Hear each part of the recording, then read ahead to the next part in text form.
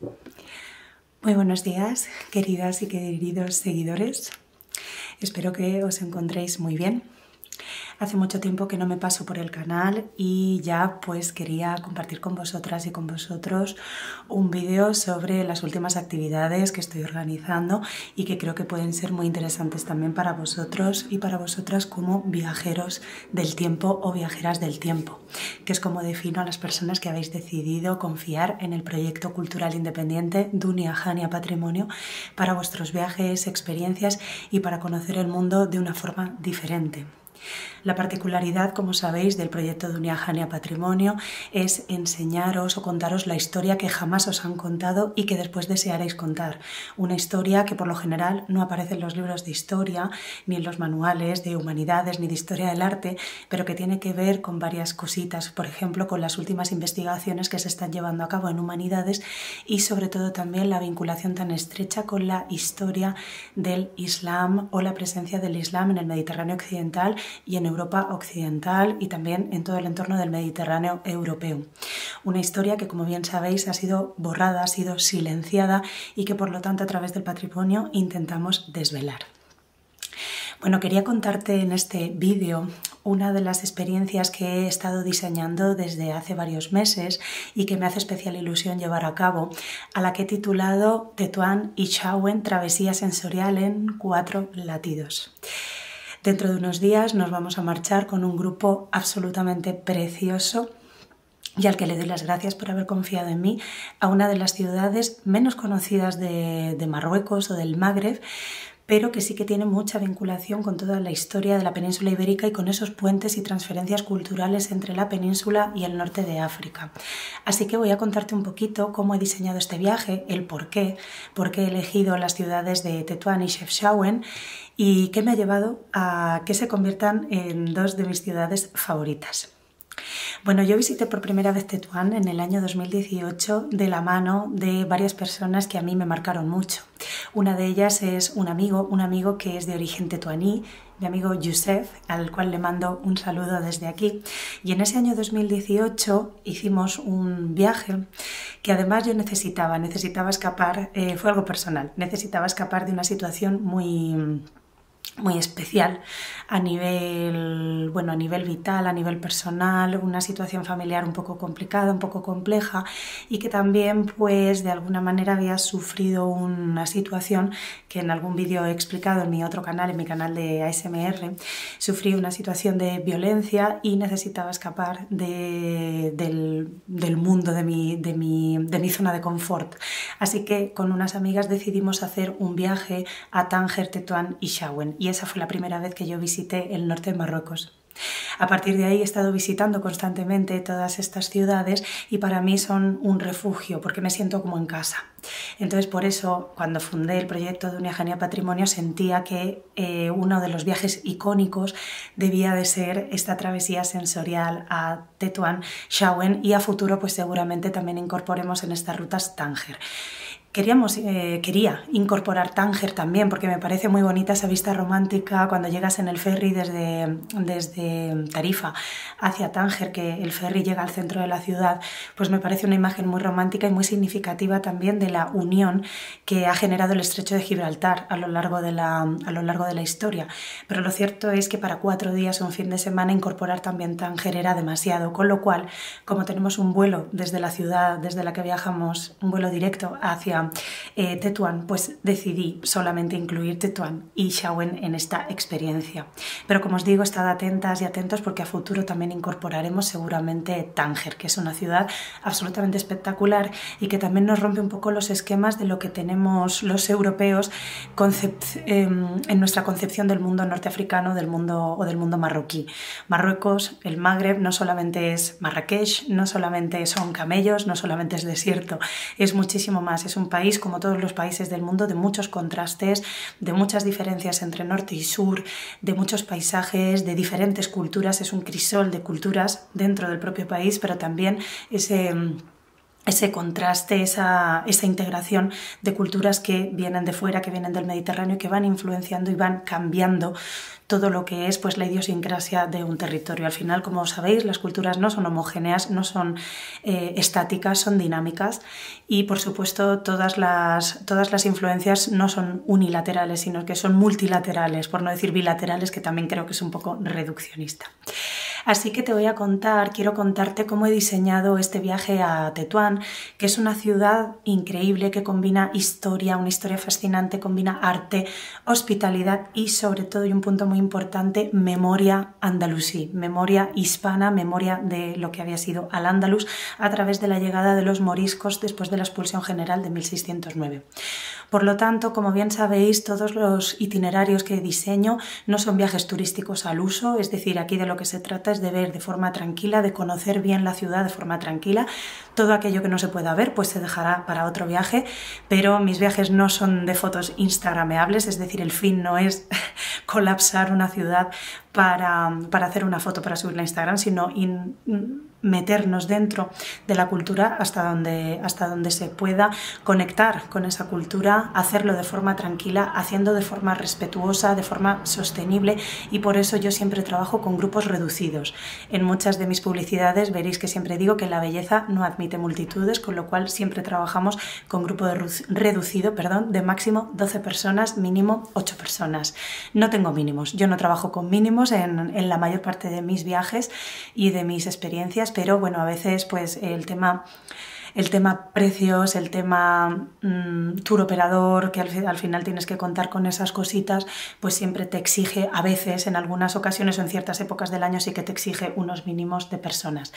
Entonces, reitero y quiero dejar muy claro que esto no es un viaje turístico al uso, sino que es una experiencia para viajeros, para personas que quieran explorar, y aunque hayas estado en Tetuán muchas veces, te recomiendo que si te apetece en alguna ocasión vengas a alguna de mis experiencias, porque lo que intento también es enseñarte la misma ciudad, los mismos sitios, pero con unas gafas graduadas de forma distinta, con una nueva mirada. Esto también hace que se redescubran las ciudades y que se experimente con la ciudad de una forma diferente. Así que vamos a desvelar cómo es este paseo emocional, este paseo sensorial, pensado, como te digo, para conocer el norte de Marruecos desde dentro, desde su gente, desde sus espacios patrimoniales y desde su arte. Bueno, lo primero, creo que ya he respondido a la pregunta de por qué Tetuán. Bueno, es una ciudad que está muy vinculada a mi vida desde el año 2018, pero también elegí Tetuán porque es una ciudad que refleja, yo considero que mejor que ninguna otra de Marruecos, la continuidad de Al-Ándalus en el Magreb, en el norte de África y en el occidente del norte de África. Y esto se debe a que fundamentalmente la ciudad se desarrolla, sí que es verdad que empieza a desarrollarse en época de la dinastía de los meriníes, a partir del siglo XIII, siglo XIV, como una ciudad de contención hacia el interior, porque la base militar y la ciudad importante era Ceuta, pero como una base intermedia para que no se accediera al interior del territorio del Magreb. Entonces se hace como una especie de ciudad militar de contención en época de los meriníes, pero sobre todo también se desarrolla fundamentalmente en muchos de sus barrios urbanos debido a la triste expulsión de los moriscos del año 1609. También con la caída de Granada en el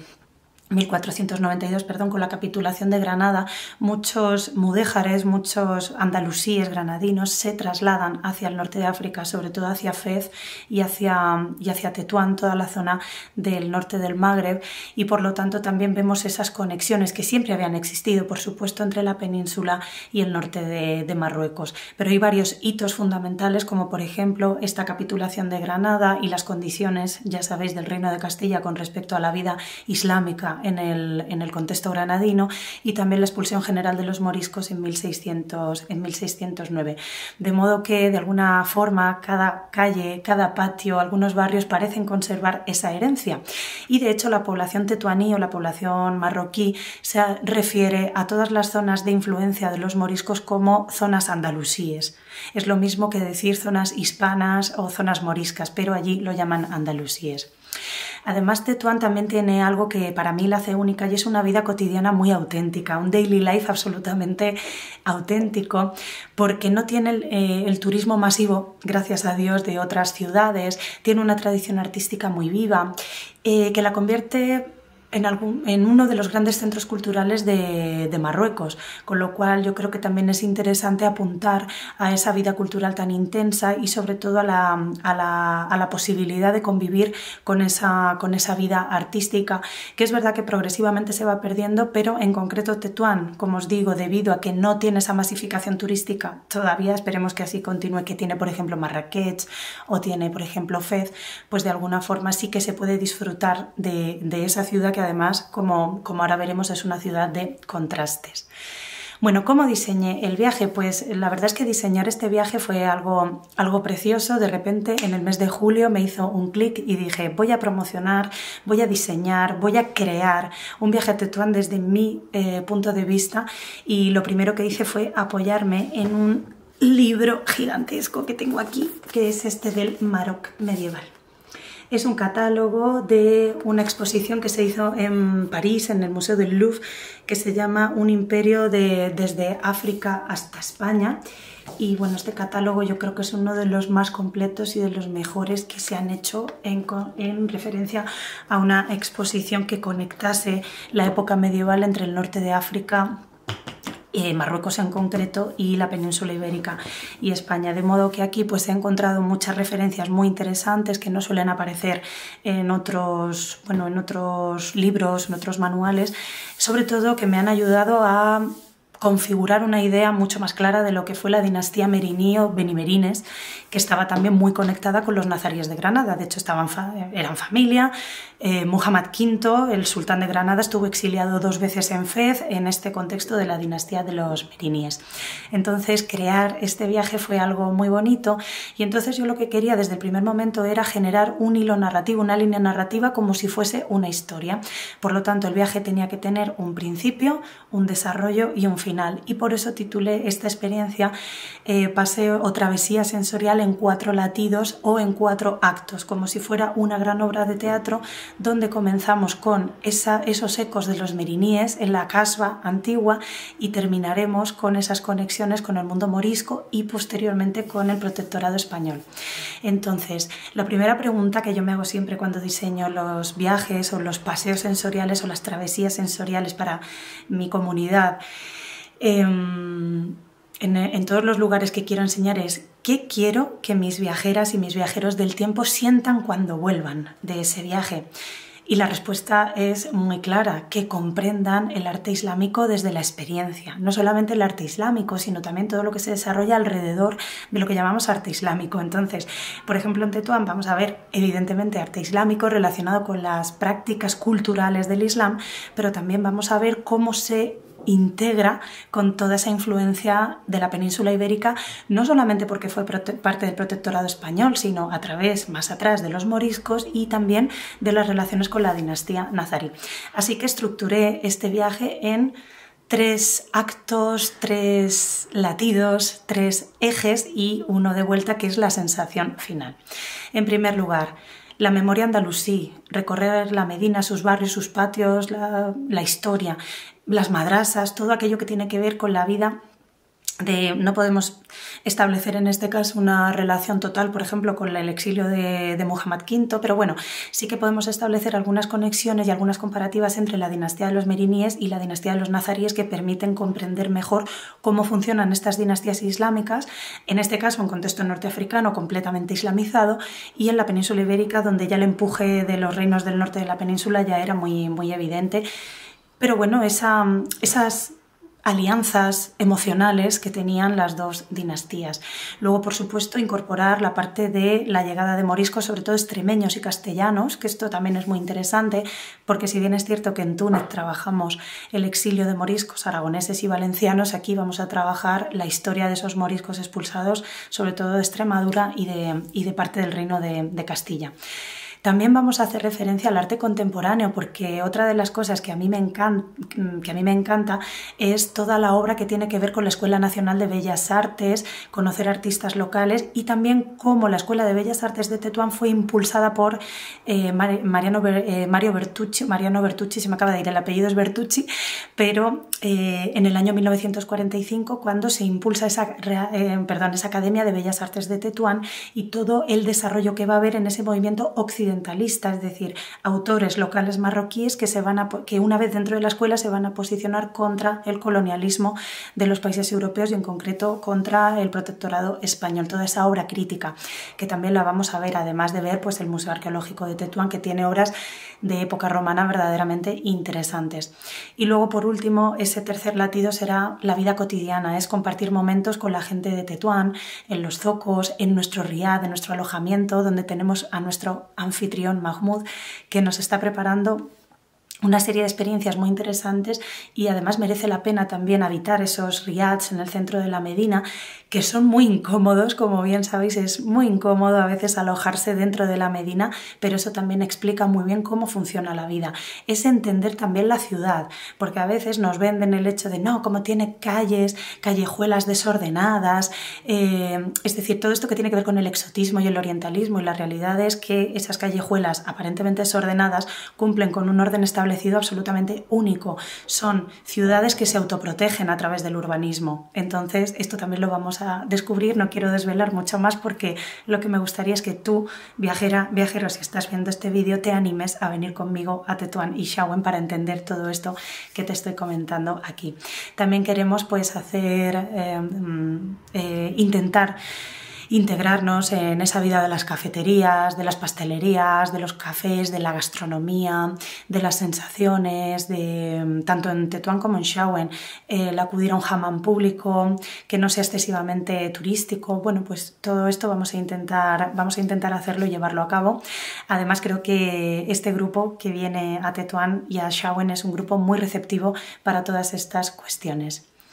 Te voy a contar muy por encima cuál será nuestro itinerario, pero te advierto, si yo vuelvo a publicitar, a diseñar o a crear un viaje a Tetuán y Chauen, nunca vamos a repetir este itinerario. Será totalmente distinto, tendrá otro hilo narrativo, por lo tanto, esta travesía sensorial en 4 actos se inicia y se acaba para siempre. Solamente la van a experimentar las personas que vengan a este viaje. El siguiente viaje a Tetuán y a Chauen será completamente diferente. Bueno, de alguna manera lo que vamos a hacer, bueno, el primer día pues llegaremos al aeropuerto de Tetuán, nos dedicaremos un ratito para orientarnos un poquito en la Medina, donde está el alojamiento, sentir un poquito la atmósfera, descansar, comer, bueno, todo esto que nos ocurre a los viajeros cuando llegamos a un lugar y sobre todo si la compañía aérea que nos ha llevado hasta allí, pues es una compañía que no nos facilita demasiado las cosas y que acaba poniéndonos nerviosas y nerviosos. Pero bueno,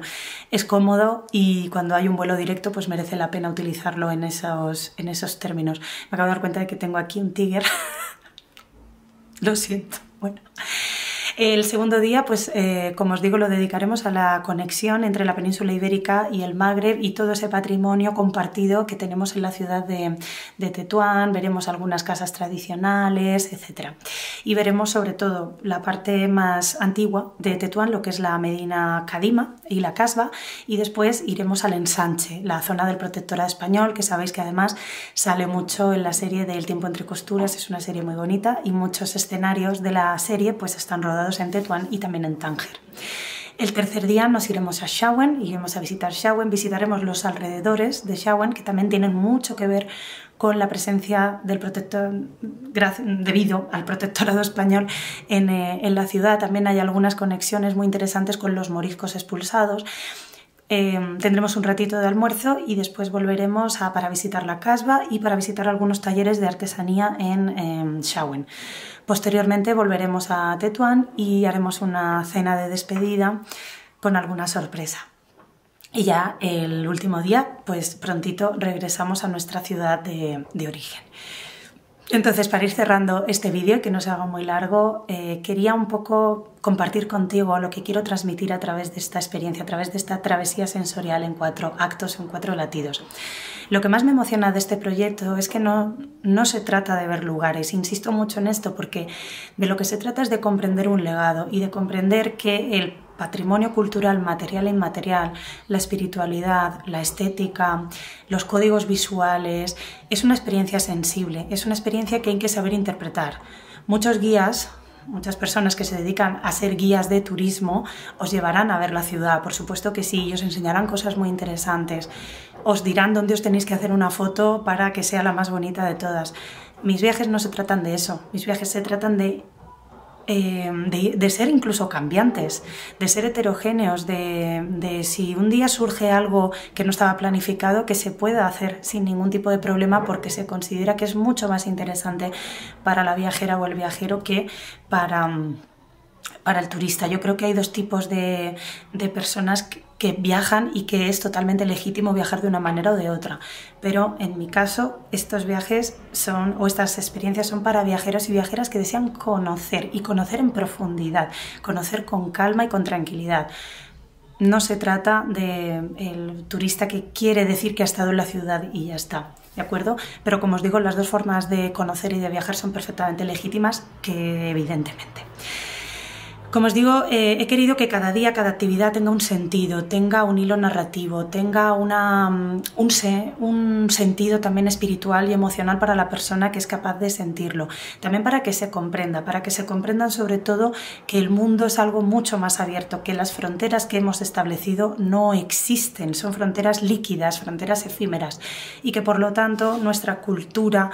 peninsular, ibérica, está mucho más ligada a la cultura norteafricana de lo que nos han contado. Son muchas las conexiones que tenemos, y esto en el mundo marroquí se entiende muy bien porque ellos mismos lo transmiten así, mientras que nosotros evitamos hablar de esa cuestión de conexión y de comunicación.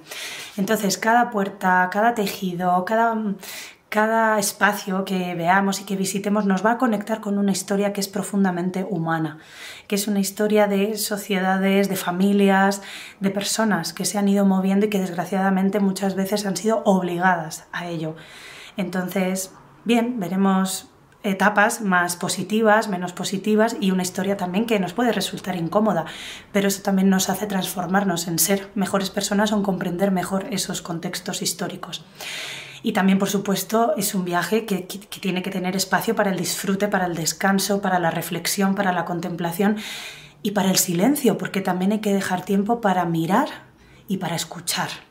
Esto es importantísimo. Por eso, como muchos intelectuales dicen, por eso el ser humano tiene una boca y 2 oídos, 2 ojos y una boca. Hay que mirar y escuchar.